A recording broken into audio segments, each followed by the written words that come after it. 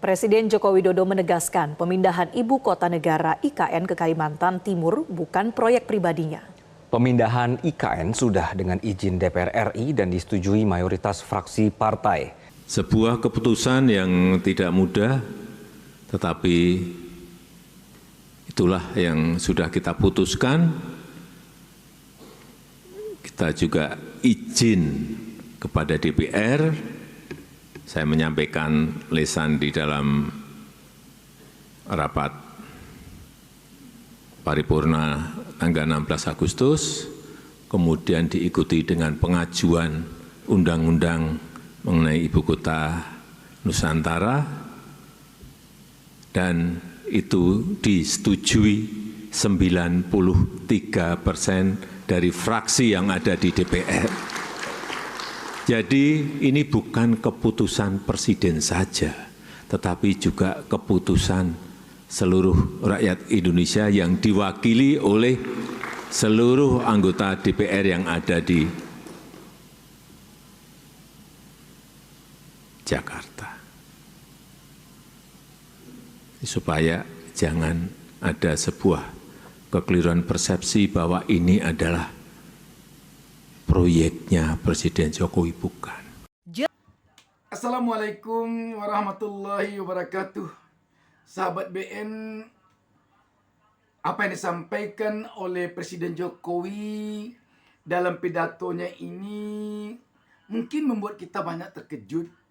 Kok sekarang baru Presiden Jokowi mengatakan bahwa ini bukan proyek presiden saja, bukan keinginan saja, dan dia telah minta izin ke wakil rakyat pada sidang paripurna DPR tanggal 16 Agustus dan selanjutnya.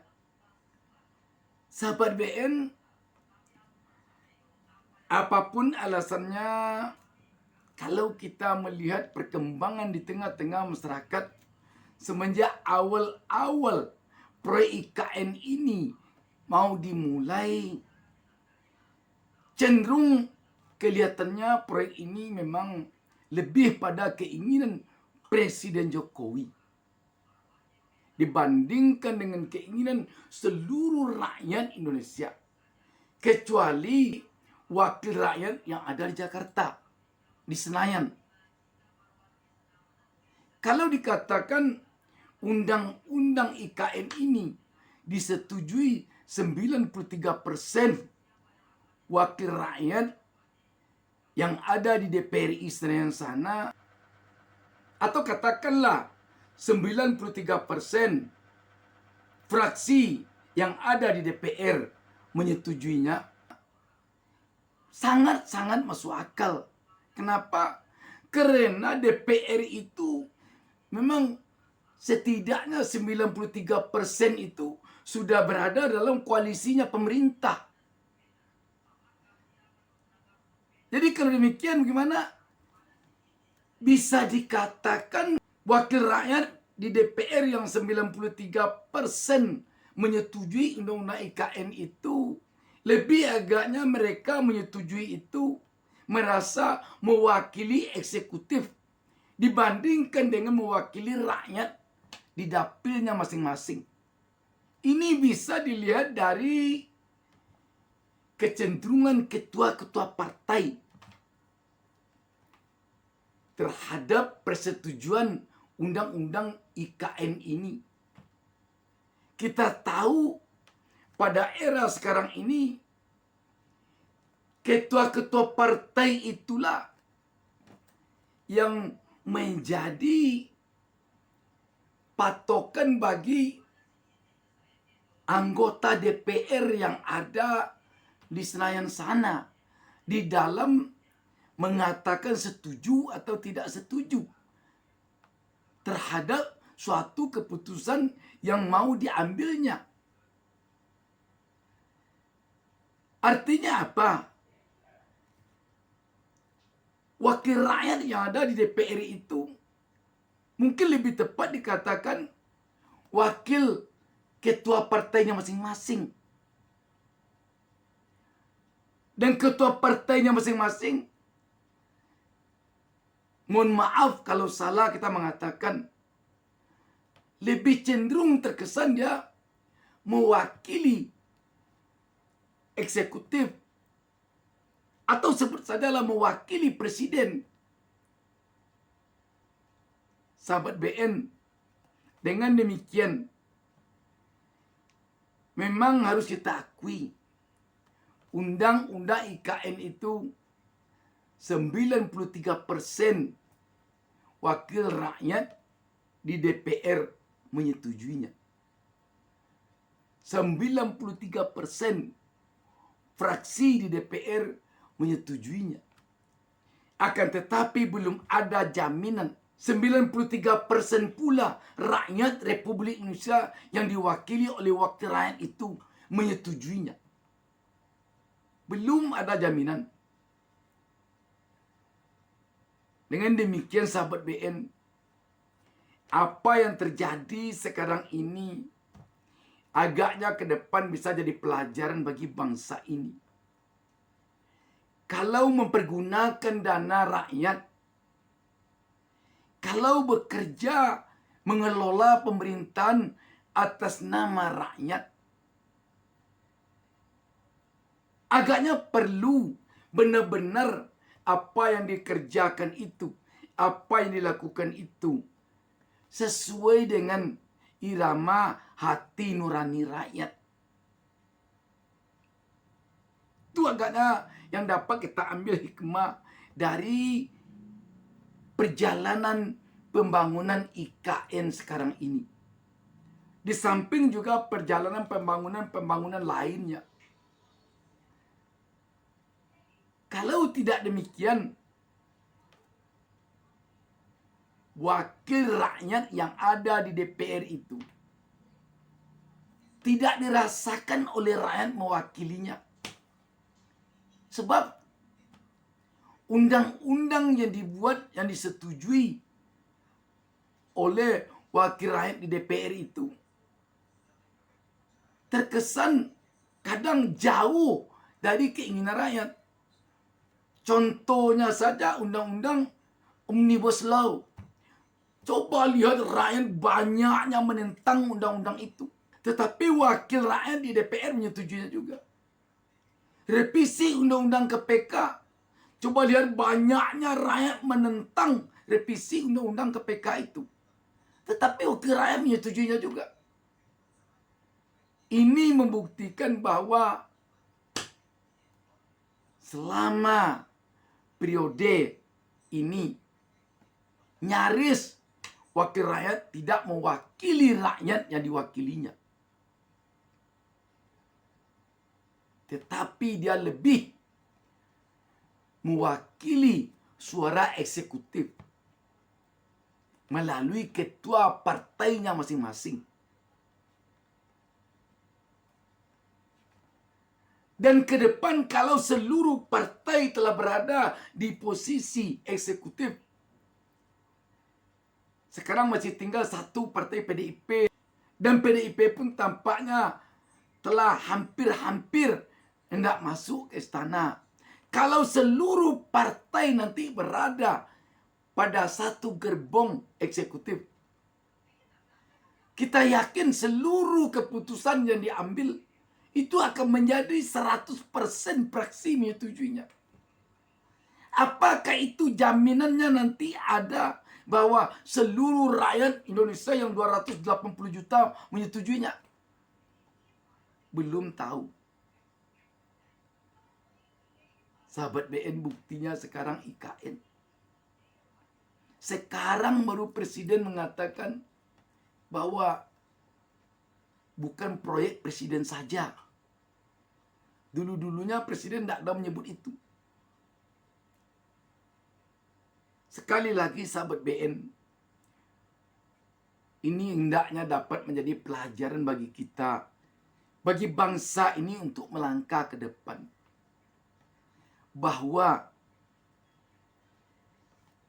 eksekutif itu sangat perlu ada penyeimbang. Kalau istilah orang Padang, berselang kayu di dalam tungku, di sana api baru hidup. Ada bertimbang kata di dalam mengambil keputusan, baru keluar kata yang benar. Tetapi kalau tidak bersilang kayu dalam tungku, lurus-lurus saja semuanya, susah api hidupnya.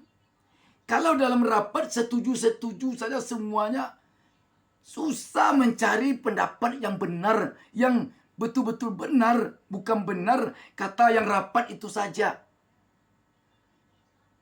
Sebab pada hakikatnya, baik eksekutif maupun legislatif, mereka-mereka yang duduk di sana itu sama-sama dibiayai oleh rakyat.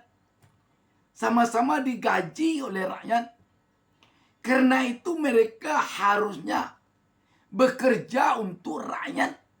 Kalau bekerja mereka untuk rakyat, apapun yang mereka kerjakan haruslah sesuai dengan irama hati nurani rakyat.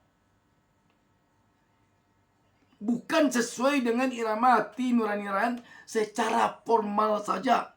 Ini kan sudah wakil rakyat ini. Kalau wakil rakyat ini sudah setuju, ya udah. Kamu wakil rakyat nih. Wakil rakyat di DPR itu bisa diatur oleh beberapa orang ketua partainya saja.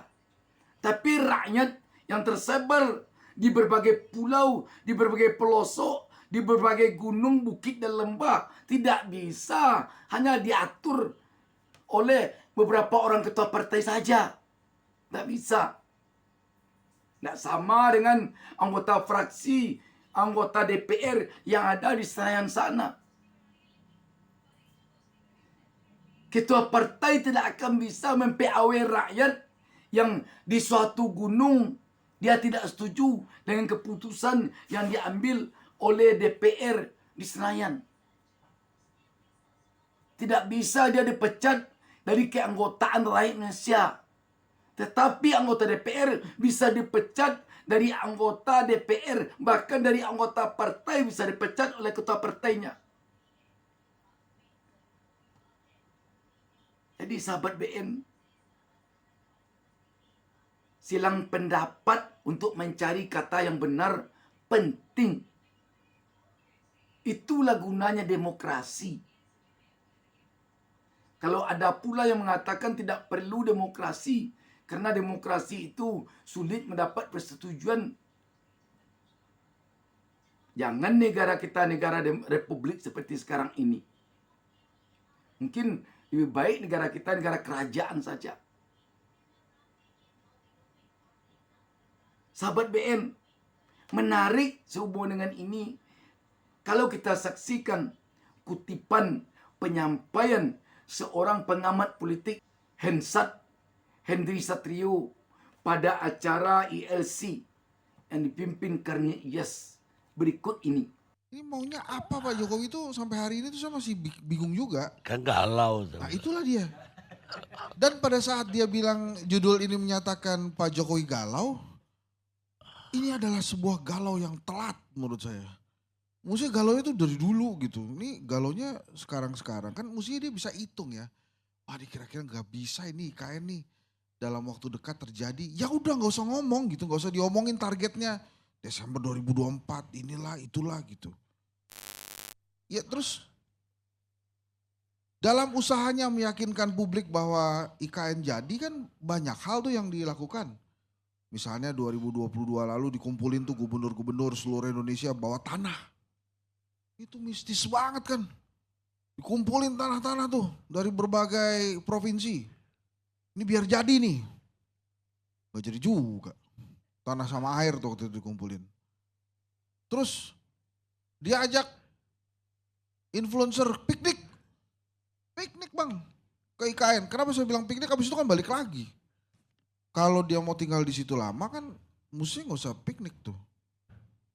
Terus istana jadi, hari kemerdekaan kita 2 pelaksanaannya ada di Jakarta, ada di IKN. Banyak tamu-tamu undangan, foto-foto gitu. Tapi habis itu kan pulang lagi tamu-tamunya. Ini mau bikin ibu kota apa mau bikin backdrop sebetulnya? Buat foto-foto kan, foto-foto, bisa pulang. Jadi maksud saya dijelaskan aja masyarakat, warga negara Indonesia itu IKN itu sampai di mana, maunya gimana. Tapi kan kita sekarang susah marah sama Pak Jokowi. Pak Jokowinya udah minta maaf. Maaf ya, tidak bisa menyenangkan semua pihak gitu kan. Jadi ya karena Pak Jokowinya sudah minta maaf, kita malas juga marah-marah, masa dia udah minta maaf kita marah-marah. Tapi kan kita nanya boleh ya. Jadi waktu itu tuh awal 2019 dikatakan tidak akan membebani APBN, kemudian ada investor masuk, terus segala macam itulah. Sampai akhirnya 400-an triliun katanya biaya yang digunakan, terus ada dipersilahkan tinggal di sana sampai puluhan tahun itu. Tapi kan gak jalan gitu IKN-nya. Jadi menurut saya seharusnya Pak Jokowi lebih realistis dengan mengatakan bahwa ini IKN itu menurut saya akan selesainya kapan ya? Atau akan pindahnya kapan gitu? Atau secara terang-terangan ke publik memohon kepada Pak Prabowo untuk dilanjutkan. Ya oke, IKN-nya udah ada undang-undangnya. Tapi kan terserah Pak Prabowo itu mau diterusin apa enggak. Jadi kalau Pak Jokowi mau jadi menurut saya itu memohon aja pada Pak Prabowo tolong dilanjutkan. Sehingga tidak jadi artificial ibu kota gitu. Ibu kota itu kan nggak cuma presiden yang pindah ya. Jadi kalau eksekutif pindah, legislatif juga harus pindah, yudikatif juga harus pindah. Saya kok yakin ya bahwa selain Pak Jokowi, Pak Silverster, Pak Aswan sama Pak Sekjen Garuda, mungkin yang lain tuh berharap, oh ini kelihatannya gak jadi nih, jadi saya gak usah pindah gitu. Maksud saya harapan orang IKN harus jadi nih harus diperbesar. Karena semuanya sudah ada, undang-undangnya ada, pekerja-pekerjanya sudah ada. Tapi kenapa gak ada yang mau pindah ke sana? Bahkan saya sempat menyarankan Pak Jokowi kalau jadi pindah ke sana kan tadinya 40 hari tuh. Mistis banget loh itu. Saya akan kerja pindah dan tinggal di IKN selama 40 hari. Wah, kenapa 40 hari? Itu kalau hitungan Jawa mistis loh tuh Bang. Ini pasti ada hitungan-hitungannya. Dia nggak jadi. Karena alasannya nonton Indonesia Australia waktu itu. Nah itu tadi pelantikan juga tuh. Ini juga pelantikan gimana ya jadi ya? Di Jakarta jadinya ya. Walaupun kan kita pertanyaan-pertanyaan juga tuh kan harus di ibu kota. Jakarta sudah jadi DKJ, status ibu kotanya dicabut. Kepresnya belum keluar kan, ibu kota IKN. Saya tuh takutnya begini loh, ada yang iseng nih. Misalnya orang yang ahli tata negara ya. Ya sekelas Bang Refli lah. Iseng gitu. Ini Pak Prabowo nih pelantikannya mesti diisengin dikit lah. Akhirnya digugat tuh. Bahwa pelantikannya gak sah nih, melanggar peraturan, harusnya di ibu kota. Wah. Pak Prabowo terus minta Mas Gibran yang jawab kan. Makin pusing deh orang ini. Wah gimana lagi tuh. Jadi banyak problem nih, banyak masalah. Kalau menurut saya intinya ya. Terburu-buru Pak Jokowi ini. Coba kalau dia gak buru-buru mencabut status Jakarta DKJ-nya itu. Coba dia gak usah buru-buru memaksakan DPR, ini juga DPR. Memaksakan DPR untuk mengesahkan undang-undang IKN. Jadi berproses saja gitu loh.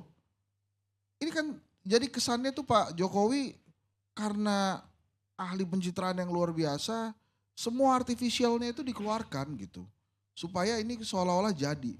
Kalau gak terburu-buru mungkin juga masih ada plan-plan yang bisa dilakukan dan dilaksanakan supaya ini pemindahan ibu kotanya ini benar-benar jadi gitu. Jadi jangan kemudian Pak Jokowi nentuin IKN sendirian, ya, nentuin titiknya sendirian, bahkan diakui ada tim yang diam-diam merencanakan IKN itu, terus begitu galau ngajak-ngajak. Jadi seluruh rakyat Indonesia dibikin, ayo dong ikutan mikirin IKN. Ya waktu itu Pak Jokowi, waktu nentuin nggak ngajak-ngajak.